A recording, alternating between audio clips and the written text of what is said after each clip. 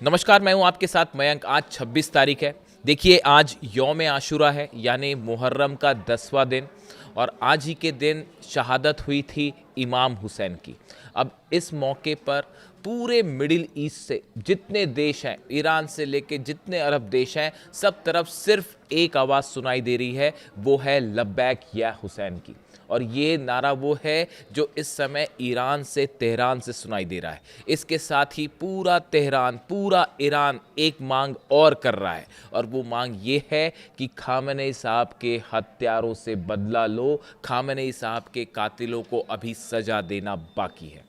देखिए, एक तरफ ईरान और अमेरिका के बीच एमओयू की बातें हैं, एमओयू की तमाम शर्तों को लेकर चर्चाएं हैं, लेकिन इसी बीच हकीकत ये है कि ईरान की सेना आईआरजीसी एक बड़ी जंग की तैयारी में जुट चुकी है।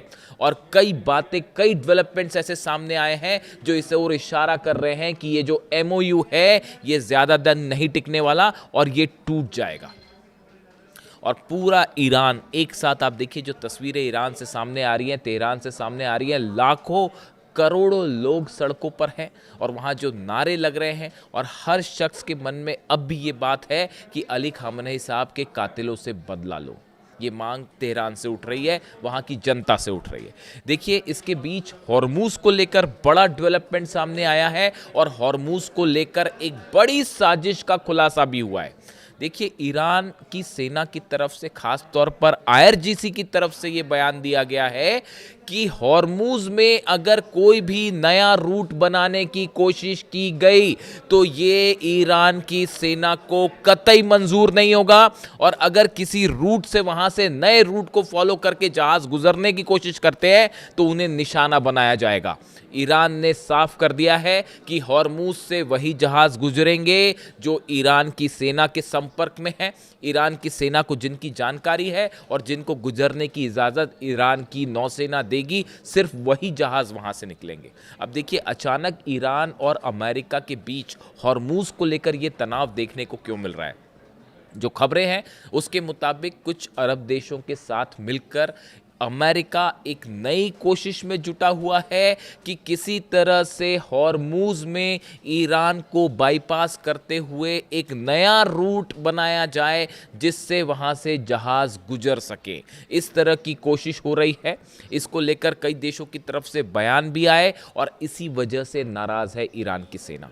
और आईआरजीसी की तरफ से बात कही गई कि अगर आप हमारी अनदेखी करके यहां से गुजरने की कोशिश करेंगे तो उसके बाद वही अंजाम होगा जो हॉर्मूज में पिछले कुछ दिनों में जहाज़ों को देखने को मिला था, और जिस तरह से ईरान ने हमले किए थे, ड्रोन अटैक्स किए थे। यानी हॉर्मूज को लेकर एक बार फिर अमेरिका और ईरान आमने सामने है। देखिए, एमओयू की तमाम शर्तें हैं, लेकिन जो ग्राउंड रियलिटी है वो पेपर पर पेंसिल से और पेन से लिख के साइन करने से जो है, वो धरातल पे जो हकीकत है वो नहीं बदल सकती। दूसरी बड़ी समस्या जो खड़ी है, जिसमें विवाद लगातार बढ़ता जा रहा है, वो है हॉर्मूज से गुजरने वाले जहाज़ों को लेकर ईरान एक सर्विस टैक्स लेना चाहता है, जिसको लेकर डोनाल्ड ट्रंप से लेकर तमाम अरब देश इस बात को तैयार नहीं है। और वो उन्होंने कहा है कि हम चाहते हैं कि हॉर्मूज से जो भी जहाज़ निकले उनसे किसी तरह का कोई टैक्स नहीं कहा जाएगा इसको, क्योंकि ईरान इसको किसी तरह के टैक्स या परमिशन की बात नहीं कर रहा है। ईरान ये कह रहा है कि हॉर्मूज से, हमारे इलाके से आप जहाज लेके निकल रहे हैं तो एक सर्विस टैक्स लिया जाएगा। पहले ये जहाज बिना किसी पैसे के यहां से किसी तरह का टैक्स दिए या किसी तरह का सर्विस टैक्स दिए बिना निकल रहे थे, क्योंकि शांति थी। ईरान ने कभी इस तरह की कोई बात नहीं की कि यहां से जहाज़ों को निकलने के लिए हम पैसे लेंगे या टैक्स लेंगे या वगैरह वगैरह, ऐसी कोई बात नहीं हुई। लेकिन जब आप वहां हमले करेंगे, आप ईरान पर हमले हुए, बातचीत के दौरान हमले हुए, लगातार बातचीत के बाद भी धोखा हुआ, हमले किए गए, ईरान के सुप्रीम लीडर को शहीद किया गया। इस स्थिति में अब ईरान न्यू नॉर्मल की बात कर रहा है हॉर्मूज में। वो ईरान ये नहीं चाहता कि हम उस स्थिति में वापस पहुंचे जैसा पहले हॉर्मूज था, अब वैसा नहीं हो पाएगा। ये बयान ईरान के राष्ट्रपति की तरफ से आ चुका है, ईरान के विदेश मंत्री की तरफ से आ चुका है, आईआरजीसी की तरफ से आ चुका है।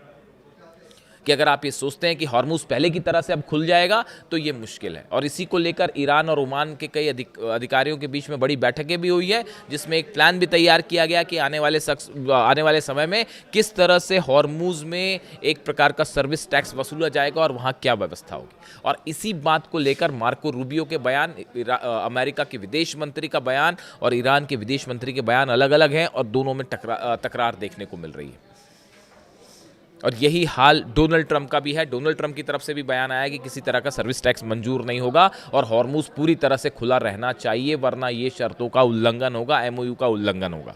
इसके अलावा देखिए बड़ा एक और डेवलपमेंट है, यूएई की तरफ से बयान आया है। देखिए यूएई और ईरान फिर आमने सामने, और जो खबरें हैं वो बड़ी चौंकाने वाली खबरें हैं। एक बड़ी जंग की तैयारी हो रही है पर्दे के पीछे, जिसमें कई अरब देशों को साथ लाने की कोशिश है अमेरिका की, और ये अंदेशा है, सब इस बात को जान रहे हैं कि ज़्यादा दिन ये एमओयू नहीं चलने वाला, ये कैंसिल हो जाएगा। और ऐसे हालात में एक बार फिर ईरान पर बड़े हमले की तैयारी हो रही है, और यही इनपुट रूस की तरफ से भी आया है। रशिया की एजेंसीज ने भी सतर्क किया है ईरान को, बल्कि ईरान की लीडरशिप से रूस की लीडरशिप की बात भी हुई है, और ये कहा गया है, इस बात को लेकर अलर्ट कर दिया गया है कि एक बड़े हमले के लिए, बड़े जंग के लिए तैयार रही है, और जिस तैयारी में ईरान जुट गया है।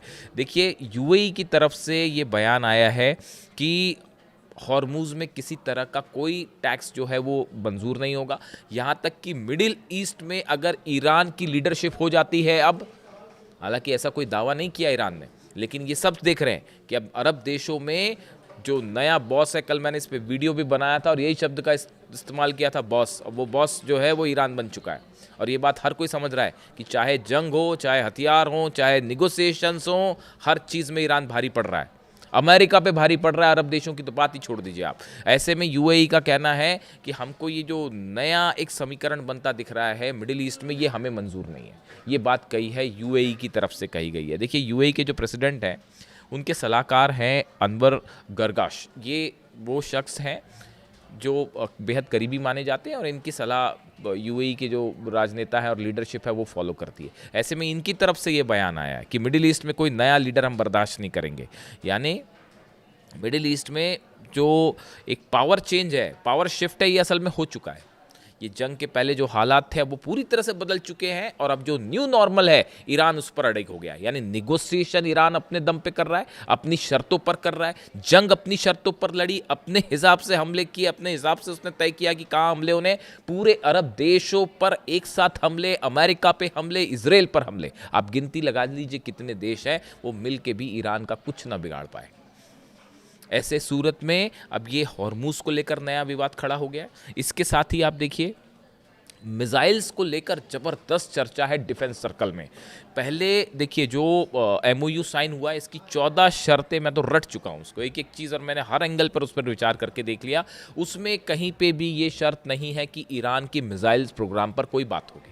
लेकिन उसके बाद देखिए फिर भी एक बड़ा विवाद छिड़ा हुआ है, और अमेरिका की तरफ से इस तरह के बयान आ रहे हैं कि ईरान की मिसाइल्स पर भी चर्चा होगी। और इस तरह के बयान जब अमेरिका के डिप्लोमेट्स की तरफ से आए तो इसकी वजह से ईरान की सेना और आईआरजीसी गुस्से में। उसका कहना है कि इस तरह के बयान इस एमओयू का सीधा सीधा उल्लंघन है, हम मिसाइल्स कैपेबिलिटी पर कोई बात नहीं करेंगे। ये बात ईरान की तरफ से साफ कर दी गई। तो फिर आखिर ये मुद्दा उठा क्यों कि ईरान की मिसाइल्स पर बात होगी? उसकी वजह है नेतन्याहू, उसकी वजह है इजराइल। नेतन्याहू और इजराइल का सबसे बड़ा खौफ है फतह 2, सबसे बड़ा खौफ है खुर्रम शहर, सबसे बड़ा खौफ है सेजल। ये वो मिसाइलें हैं, इमाद और कद्र जैसी मिसाइलें जो बरस रही थी जब इजराइल पर, तो इजराइल के 12 शहर जल रहे थे। तो सबसे बड़ा खतरा जो है नेतन्याहू को लगता है वो ईरान की मिसाइल से रखता है कि इस पर कंट्रोल होना चाहिए। देखिए एटम बम की बात होती है, एटम बम से इजराइल को कोई खतरा नहीं है, इस बात को समझिए।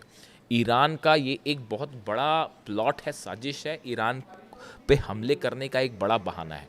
अगर इजराइल पर कोई भी न्यूक्लियर अटैक होगा, मान लीजिए हाइपोथेटिकल बात करते हैं कि ईरान ने न्यूक्लियर बम बना लिया और उसको जो है उसने दाग दिया इजराइल के ऊपर, उसका नतीजा क्या होगा? पूरा मिडिल ईस्ट खत्म हो जाएगा, पूरा फिलिस्तीन गाजा खत्म हो जाएगा, सऊदी खत्म हो जाएगा, यूएई खत्म हो जाएगा, जॉर्डन, बहरीन, सब देश, उसका ऐसा रेडिएशन फैलेगा, ईरान तक उसका रेडिएशन जाएगा, कुछ नहीं बचेगा। उधर रशिया तक रेडिएशन जाएगा, यूरोप तक रेडिएशन जाएगा। तो आप खुद सोचिए क्या ऐसा हमला हो सकता है ईरान की तरफ से कभी कि वो अगर एटम बम दे भी दिया जाए, मान लेते हैं एटम बम बना लिया ईरान ने, तो क्या इजराइल के ऊपर अटैक कर पाएगा, न्यूक्लियर अटैक कर पाएगा? बिल्कुल नहीं कर पाएगा।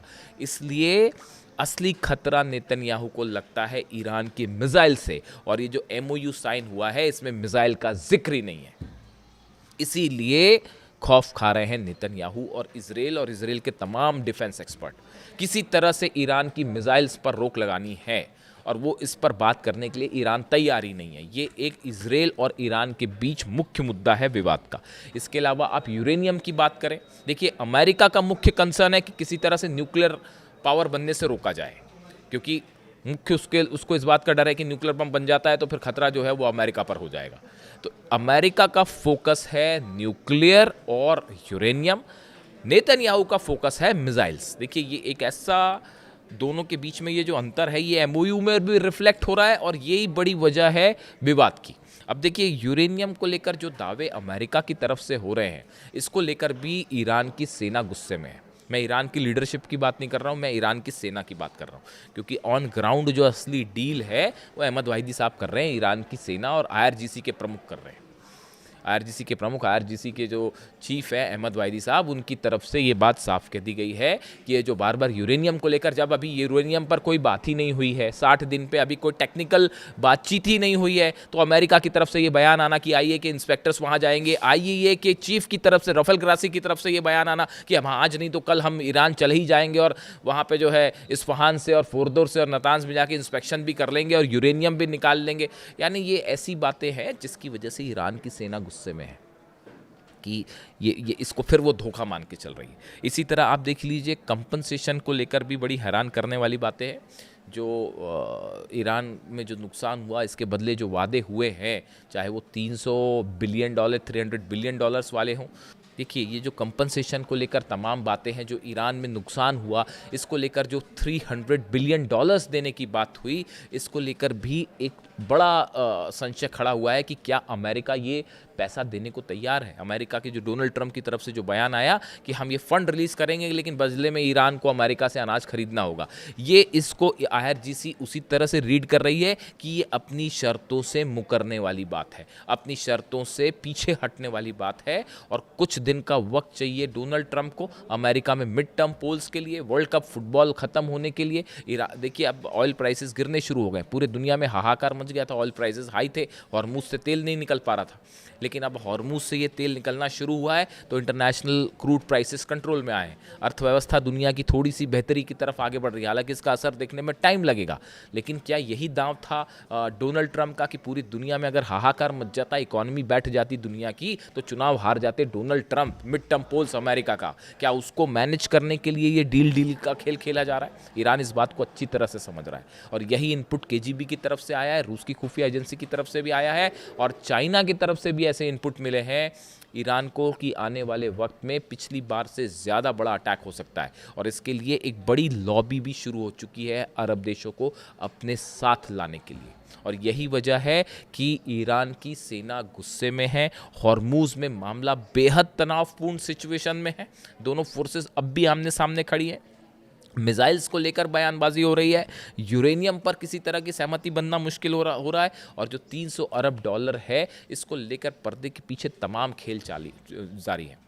सऊदी अरब और ईरान के विदेश मंत्रियों के बीच में बात हुई है, और बताया जा रहा है, जो खबरें हैं कि ये तो $300 बिलियन है, इसको लेकर भी अच्छी खासी चर्चा हुई है कि ईरान को ये पैसा कौन देगा। देखिए इस तरह से भी खबरें हैं कि कुछ अरब देशों ने इस तरह का कमिटमेंट किया है ईरान के साथ कि अगर अमेरिका की तरफ से पैसे देने में कोई पीछे हटता है अमेरिका, तो हम आपको ये पैसे देंगे।